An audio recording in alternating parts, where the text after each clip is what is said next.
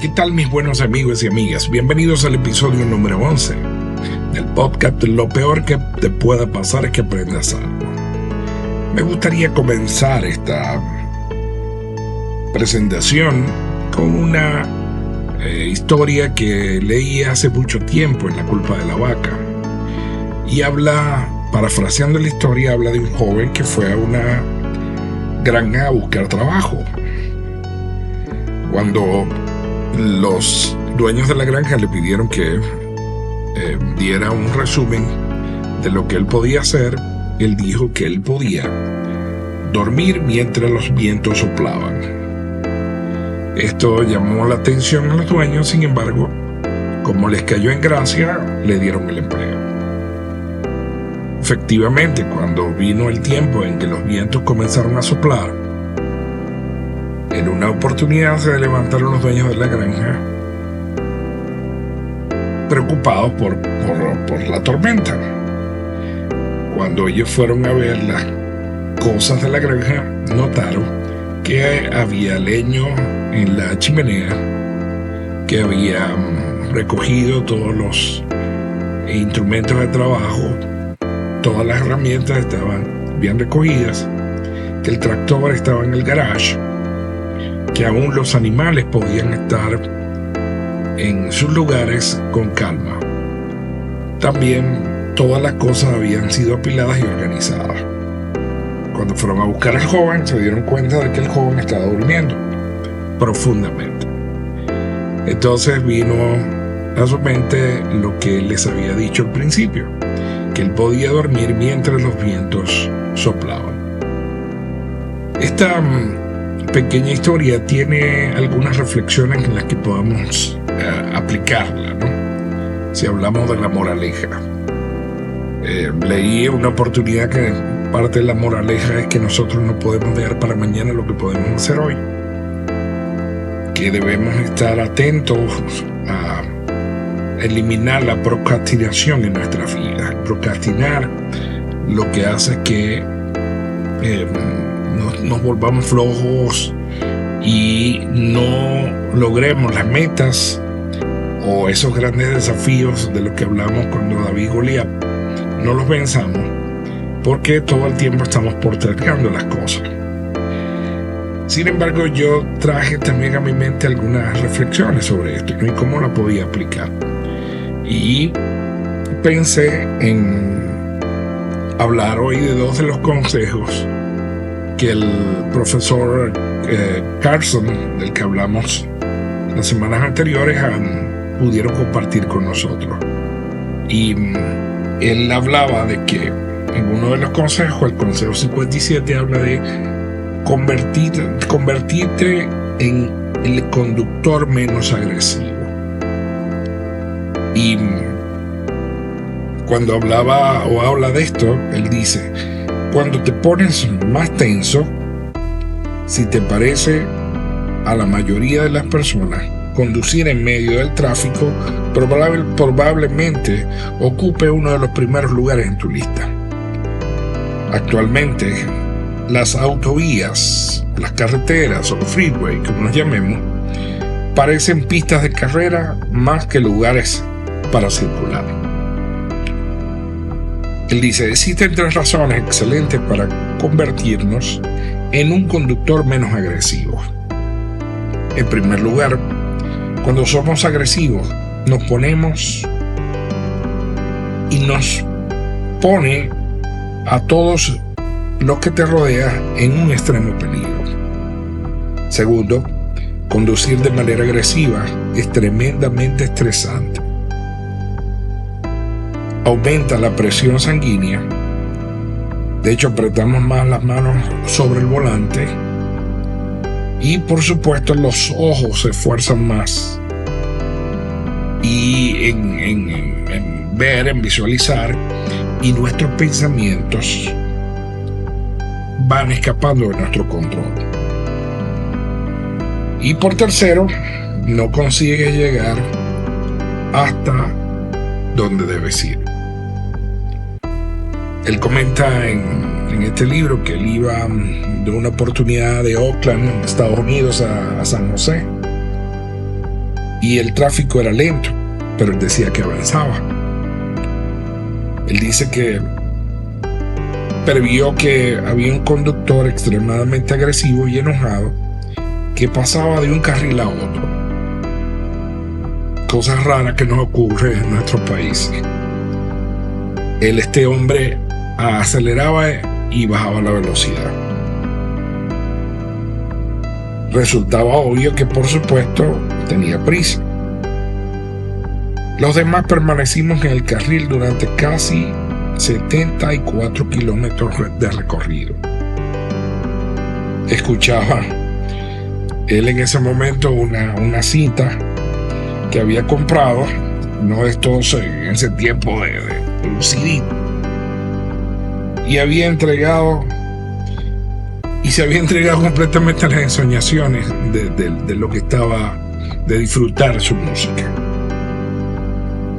Él estaba disfrutando mucho del viaje porque conducir para él le proporcionaba la oportunidad de estar a solas. Y ya salía de la autovía o de la carretera, de la autopista donde iba, y el conductor agresivo llegó por detrás y le pasó a toda velocidad por un lado. Él dice, sin darme cuenta había llegado a San José antes que él. A pesar de todos sus cambios de carril, de la forma brusca en como estaba acelerando y el peligro en el que estaba envolviendo a las demás personas, él decía no había logrado nada, excepto tal vez que se le subiera la presión sanguínea y un desgaste y un esfuerzo excesivo para su coche. Habíamos conducido más o menos a la misma velocidad. Cuando yo escucho esta anécdota, por lo menos esta anécdota del profesor Carson, recuerdo que papá siempre me enseñó y me ha enseñado, porque gracias al Padre todavía vive, que cuando uno está bajo esa situación de estrés y va conduciendo, o tiene la presión por conducir, por llegar a una hora que considera que es la hora que debe estar allí, él dice que nosotros tenemos que observar las gandolas, que él vea las gandolas, esos grandes camiones que están en la vía, que transportan mercancía, que si nos ponemos a ver, en muchas situaciones nos estresamos por ir detrás de ellos porque ellos mantienen una velocidad constante. Dice, esa gente está disciplinada para mantener una velocidad constante, saben cuánto tiempo va a esa velocidad les va a tocar llegar a su destino. Además que tienen que ser muy conscientes de que llevan un vehículo muy grande y que el ocasionar un accidente con un tipo de estos vehículos y puede dañar a muchas personas. Entonces ellos, para evitarse todos esos problemas, manejan una velocidad constante. Y él dice, tú puedes ver algo, si tú te lo adelantas, que es lo que frecuentemente hacemos, solamente hay un momento donde tú te detengas a consumir algo, a echar gasolina o a tomar algún refresco en la vía, a descansar. Y cuando menos lo piense, ese conductor con ese gran camión te pasa por un lado. Entonces él dice, bueno, tenemos que hacer de la misma manera. Y el truco para poder llegar a una buena hora es ser constantes en la velocidad. Y con esa constancia vamos a llegar a buen tiempo y vamos a evitar que hayan accidentes. Entonces, esto fue lo que el Dr. Carson vio con este conductor tan agresivo. A pesar de todos los malabares que había hecho para poder adelantar vehículos y quizás pensó que estaba avanzando mucho más rápido que otros, resulta que era simplemente angustiado y desgastándose tanto física como mentalmente por el manejo que tenía. El Dr. Carson continúa diciendo, el mismo principio es aplicable a las cosas en que ves a los conductores pasar a toda velocidad junto a ti para llegar antes al siguiente semáforo en rojo. Sencillamente no vale la pena correr, especialmente si tienes en cuenta que arriesgas a que te pongan una multa o te retiren el carnet o la licencia, como le decimos.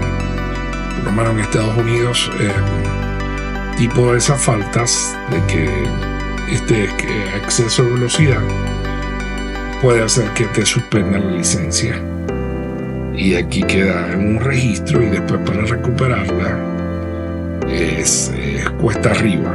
Entonces, ¿dónde lo veré yo? Quizás en nuestros países en Latinoamérica, aunque esto no se dé todo el tiempo, o no sé la forma en cómo nos puedan afectar, si podemos afectar la vida de los demás por estar corriendo o por ser conductores agresivos. Entonces él dice, cuando tomes la decisión consciente de convertirte en un conductor menos agresivo, comienza a usar el tiempo que pasas en el carro para relajarte. Procura ver la actividad de conducir no solo como un medio para trasladarte de un lugar a otro, sino velo como una oportunidad también para poder respirar y reflexionar.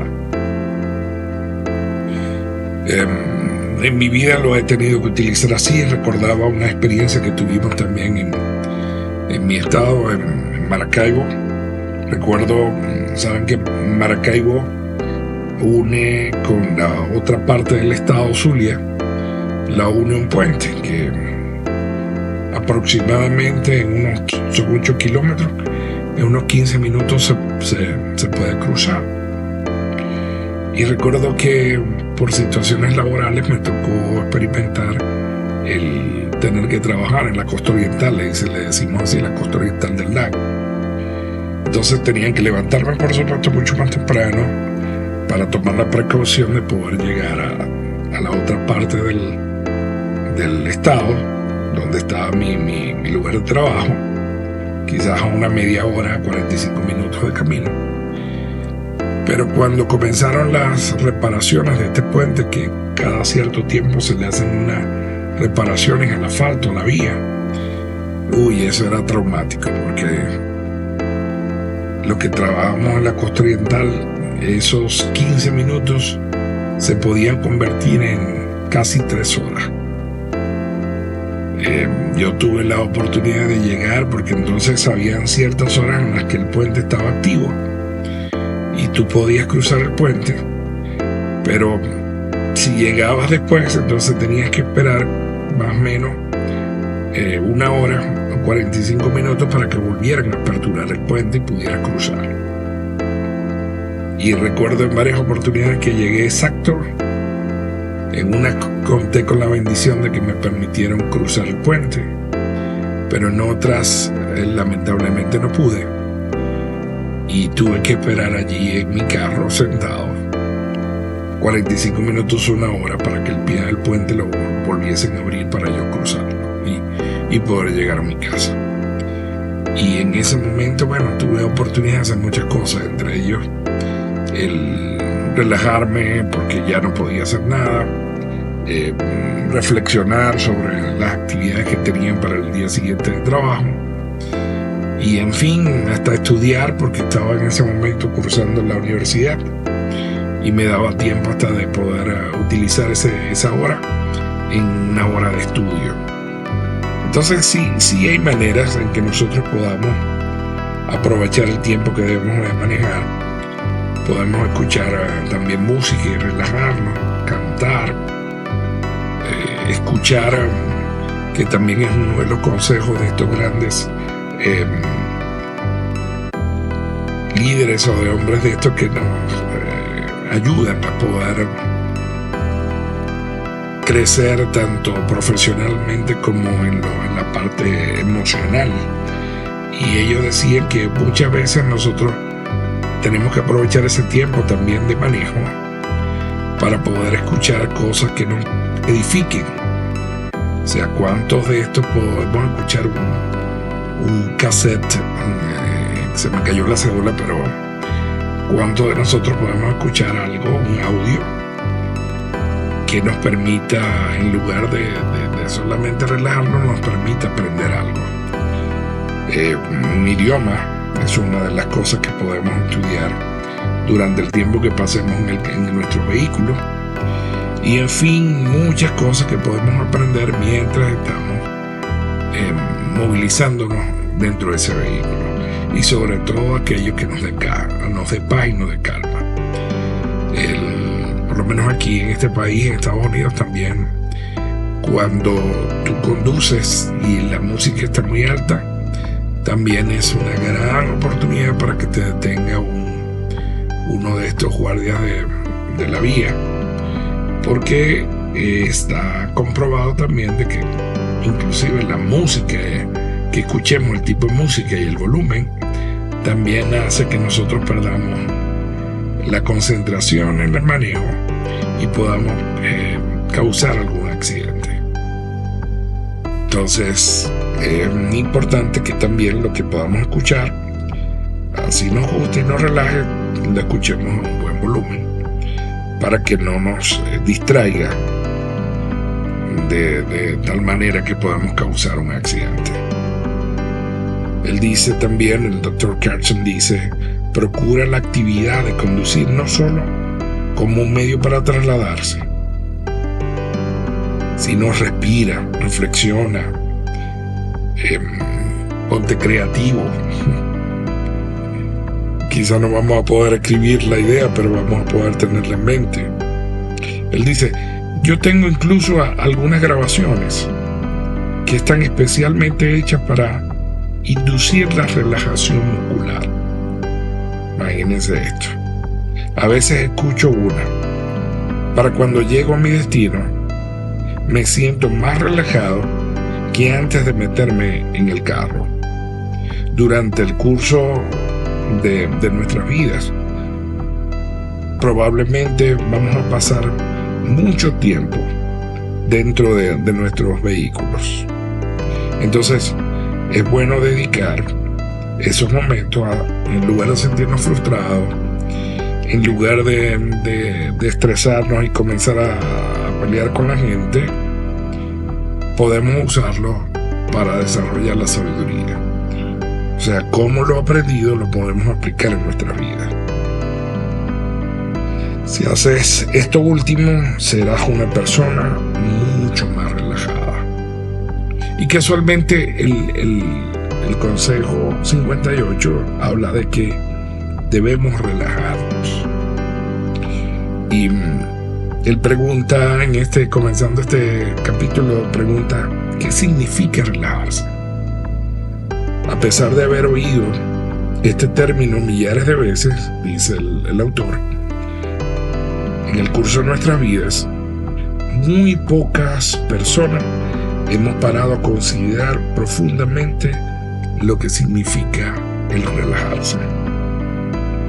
Él dice que cuando le ha preguntado a las personas de qué significa esto, la mayoría de ellos contesta de un modo que sugiere que es algo que va a ocurrir en otro momento, quizás un momento más tarde de su vida, pero no en ese momento. Y se hace regularmente, dice él, cuando estamos de vacaciones o cuando llegamos y entonces nos tumbamos en una hamaca o un sofá, o cuando estemos jubilados. Entonces dice que de esa manera a veces hemos conseguido abarcarlo todo ya. Por supuesto, esto implica que la mayoría de las otras ocasiones, o sea, si eso es un 5% de nuestra vida, el 95% debe pensarse que estamos nerviosos, en agitación, estamos precipitados o tenemos un frenesí que no podemos controlar. Muy pocos son los que expresan que es una consecuencia obvia. Y él hace otra pregunta, dice, ¿podría esto explicar por qué somos tantos los que estamos como si la vida fuese un asunto de una enorme gravedad? La mayoría de nosotros posponemos la relación para cuando nuestra carpeta de cosas pendientes esté vacía. Por supuesto, nunca lo estará. Entonces, en ocasiones en nuestra vida así, asociamos el relajarnos como cuando haya un momento para hacerlo. Y no tomamos conciencia del impacto, de la importancia que tiene relajarse en nuestras vidas. Dice, resulta útil pensar en la relación como en una cualidad del corazón, a la que puedes acceder de modo regular, en lugar de considerarla como reservado para algún momento. Yo creo que tenemos que ser conscientes que el relajarnos es necesario para nuestras vidas. Y escuchaba hace algún tiempo atrás que inclusive nada es tan tenso. O sea, hay elementos inclusive materiales como el acero que no son del todo tensos, que tienen cierto nivel de flexibilidad. Entonces, si el metal, ese tipo de metal que lo consideramos tan tenso, tiene flexibilidad, porque nosotros no podemos hacerlo de manera consciente y buscar el tiempo para poder relajarnos. Él hace el desafío de que podamos entender y decir, vamos a relajarnos en este momento. Dice él, ayuda mucho tener presente que las personas que saben relajarse pueden, a pesar de eso, ser grandes triunfadores, y que de hecho la relajación y la creatividad van de la mano. Él dice, cuando yo me siento tenso, por ejemplo, ni siquiera intento escribir, pero cuando me siento relajado, la escritura fluye con rapidez y facilidad. Y cuando tuve la oportunidad de estudiar el posgrado, el programa era Investigación y Desarrollo, los centros de investigación y desarrollo, donde la innovación es importante en este tipo de carreras, ¿no? Hay que ser innovadores porque se habla de la creación de productos, inclusive de cualquier tipo de producto, inclusive a nivel importante de salud, pues. Y Robert Tucker, que es un estudioso de la parte de la innovación, tuve la oportunidad de ir a un seminario con él, y él decía que era importante para poder ser innovadores o ser creativos el tener un tiempo de relajación. Las ideas, también leí en otra oportunidad que las ideas llegaron a muchos de esos grandes pensadores no en momentos en que ellos estaban tensos, sino en momentos de relajación. Entonces, muchas veces justificamos el hecho de que no nos podemos relajar porque entonces comenzamos a perder el foco en lo que tenemos que hacer, ¿no? Inclusive hay técnicas aún para el estudio que sugieren que cada cierto tiempo debemos detenernos para poder comenzar el estudio o continuar aprendiendo lo que queremos aprender. Entonces es importante que comencemos a ser conscientes la importancia de la relajación en nuestras vidas. Termina diciendo el profesor Carlson, ser una persona más relajada implica entrenarse para reaccionar de modo diferente ante los dramas de la vida. Convertir tu melodrama en un microdrama. Eso se logra en parte recordándonos a uno mismo con afectuosa bondad y paciencia que puedes elegir la forma en reaccionar ante la vida. Aprendimos, y yo aprendí especialmente hace algún tiempo, que lo importante no es lo que nos afecta no es lo que nos sucede, sino la actitud que tomamos ante los hechos que vivimos o experimentamos. Sé de la importancia que tiene el que podamos generar cambios en nuestras vidas si vivimos bajo el estrés del día a día de este mundo. El que nosotros aprendamos a hacer cambios para convertirnos en la mejor persona en la que nos podemos convertir. Y también, así como yo relacioné esa historia del principio con esto, este joven sabía que debía podía disfrutar de la tranquilidad si él hacía las cosas de primera. Para algunos esto funciona, y para otros, en medio de la tormenta, en medio de la crisis que podemos tener, tenemos que buscar la manera de también dormir cuando los vientos soplen. Pero si tenemos que hacer todos estos cambios que se nos han sugerido, tenemos que ir paso a paso, practicándolo y poniéndolo en práctica hasta que logremos ser manejadores de nuestra actitud, de nuestras malas actitudes.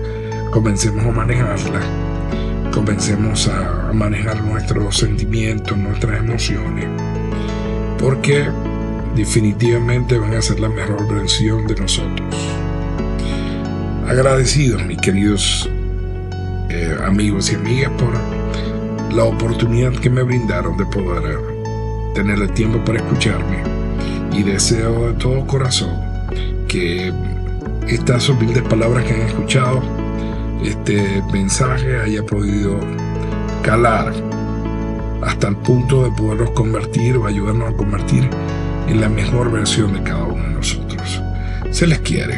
Hablo con ustedes, para ustedes, David Villalobos Monzán, Davillán. Nos escuchamos en el próximo podcast.